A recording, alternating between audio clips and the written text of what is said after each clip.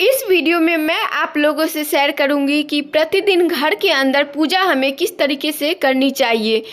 पूजा में जो भी फूल आप भगवान जी को चढ़ाते हैं, उन फूलों को चढ़ाने के बाद एक खाली गमले में डाल करके छत पे आप उसे धूप में सुखा लें और वो जब सूख जाए तब उन्हें आप मिट्टी के अंदर डाल दें और जो चढ़ाया हुआ जल होता है उसको भी एक खाली गमले में डाल करके धूप में रख दें, जिससे कि वो वाष्प बन करके सूर्य भगवान ग्रहण कर ले उन जल को, या कोई पशु पक्षी जो है उसे पी ले प्रसाद के रूप में।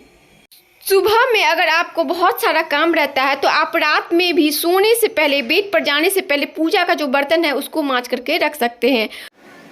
पहले तो मैं ये जो फूल है उसको हटा लूँगी, क्लीन कर दूँगी और फिर जो भी बर्तन सब है मजने वाला उसको मज लूँगी। और ये बाल्टी मैंने रखा है पूजा घर को पोंछने के लिए भी, और पूजा का जो बर्तन है वो भी मैं इसी बाल्टी में मांजती हूँ। सिर्फ पूजा का ही सब करती हूँ, तो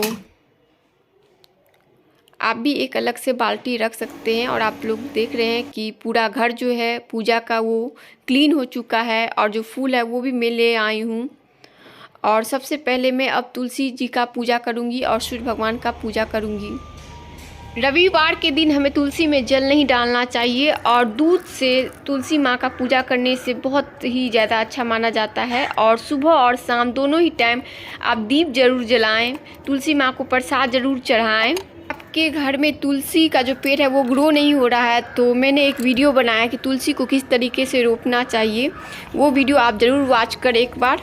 और अब तुलसी में मैं 5 बार सिंदूर लगाऊंगी और अपने माथे में भी 5 बार सिंदूर लगाऊंगी तुलसी माँ को चढ़ाने के बाद। तुलसी माँ को हमें हमेशा ही अपने दोनों हाथों को जोड़ करके अपने पल्लू से प्रणाम करना चाहिए। और प्रतिदिन ही पूजा के बाद हमें 5 फेरा ज़रूर लगाना चाहिए। तांबे की लोटिया में 3 जौ, पुष्प और गुड़ डाल करके हम लोगों को सूर्य भगवान को अर्पण करना चाहिए।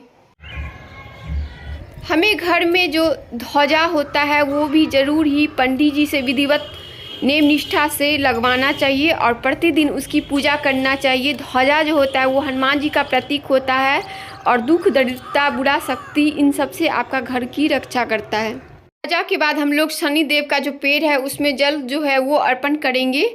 शनिवार के दिन हमें तिल और तेल भगवान को चढ़ाना चाहिए, और लोहा और तेल घर में नहीं लाना चाहिए। अगरबत्ती की जगह हम लोगों को धूप का ज़्यादा इस्तेमाल करना चाहिए, क्योंकि अगरबत्ती में बांस होता है जिसे नहीं जलाया जाता है।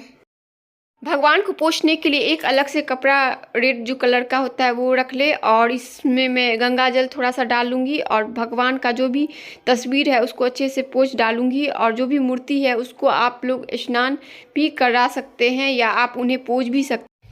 पूजा करने के दौरान कभी भी हम लोगों को ज़मीन पे नहीं बैठना चाहिए। हम लोगों को एक आसनी या कपड़ा बिछा करके ही उसके ऊपर बैठ के पूजा करना चाहिए, नहीं तो जो धरती माँ है वो आधा फल हमारे पूजा का ले लेती है। हमें हमेशा अच्छे से तैयार होकर के सारा श्रृंगार करने के बाद ही पूजा करना चाहिए। अब हम लोग जल में थोड़ा सा गंगा जल डाल करके पुष्प की सहायता से भगवान के ऊपर छिड़काव करेंगे, इस भावना से कि हम लोग भगवान को स्नान करा रहे हैं, और साथ ही इस जल का छिड़काव हम लोग अपने घर में भी करेंगे। इससे हमारा घर शुद्ध होगा। पूजा में हम लोगों को तिल का जो तेल है उसका उपयोग करना चाहिए, वो बहुत ही पवित्र माना जाता है। नहीं तो हमें घी का दीप जलाना चाहिए।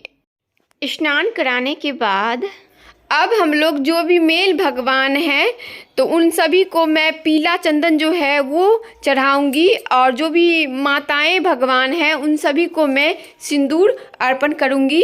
आप लोग कभी भी जो भी भगवान जी मेल होते हैं उनको सिंदूर नहीं चढ़ाएं, बस गणेश जी को ही चढ़ाएं। अगर आप विवाहित स्त्री हैं तभी माताओं को सिंदूर जो है वो चढ़ाएं, अर्पण करें। अगर आपकी शादी नहीं हुई है, अविवाहित हैं, तो आप जो रेड रोली होता है वो माताओं को चढ़ाएं, अर्पण करें। बुधवार के दिन गणेश जी को आप अपने मंदिर में लड्डू का भोग जरूर लगाएं। उनके ऊपर दुब्बी जो होता है वो चढ़ानी चाहिए हमें। साथ ही आपके पूजा घर में बाल गोपाल जो है वो भी होनी चाहिए।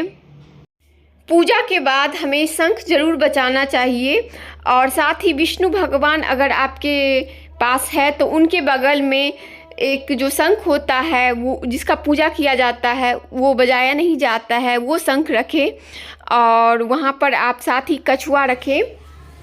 और यहाँ पर मैंने एक चांदी का जो सिक्का है वो भी रखा हुआ है। माँ लक्ष्मी के पास आप लोग गोमती चक्र जो होता है वो भी रख सकते हैं, एक गोमती चक्र और कौड़ी रख सकते हैं, कमल कट्टा का जो माला होता है वो रख सकते हैं।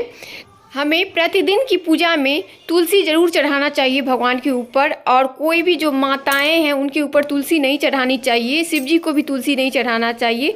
तुलसी जो है वो हम लोग हनुमान जी को, गणेश जी को, बाल गोपाल को, विष्णु जी को, इन सब भगवान को हम लोग तुलसी चढ़ा सकते हैं। और जो मंजर होता है इसे आप तुलसी के जगह पे चढ़ा सकते हैं, ये बहुत ही ज़्यादा शुभ माना जाता है, लेकिन ये पॉसिबल नहीं है हर दिन चढ़ाना, तो आप तुलसी भी चढ़ा सकते हैं इसके जगह। और प्रसाद में भी आपको प्रसाद में तुलसी ज़रूर डाल करके चढ़ाना है भगवान जी को, जल में भी और प्रसाद में भी। याद रखिए जिस तुलसी की आप पूजा करते हैं उस तुलसी के पत्ते को नहीं तोड़ना है, अलग से तुलसी का पेड़ रोपना है जिसमें से तुलसी को आपको तोड़ना है।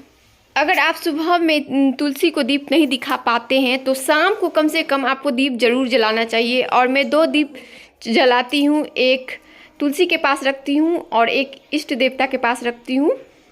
और धूप हम लोगों को ज़रूर ही भगवान जी को दिखाना चाहिए प्रतिदिन कपूर डाल करके। तो मैं जब भी धूप दिखाती हूँ भगवान जी को तो उसमें कपूर ज़रूर डालती हूँ। और अगर आप लोग धूप नहीं दिखा पाते हैं तो कम से कम कपूर जो है वो ज़रूर जलाएं घर में। अब हम लोग बात करते हैं शाम की पूजा किस तरीके से होती है। तो शाम के टाइम हम लोग नहा लेते हैं और मैं नहाने के बाद भगवान को पूजती नहीं हूँ, बस जो प्रसाद का प्लेट है उसको मांज करके उसमें प्रसाद जो है वो चेंज कर देती हूँ और दीप जलाती हूँ और भगवान को भोग लगाती हूँ। उसके बाद आरती करती हूँ और घर में दिखाती हूँ और सब कोई को आरती देती हूँ। Thank you for watching this video. आपको ये वीडियो अच्छा लगा हो तो इसको लाइक कर दे, मेरे चैनल को जल्दी से सब्सक्राइब कर ले ताकि ऐसे वीडियोज आप देख पाएँ।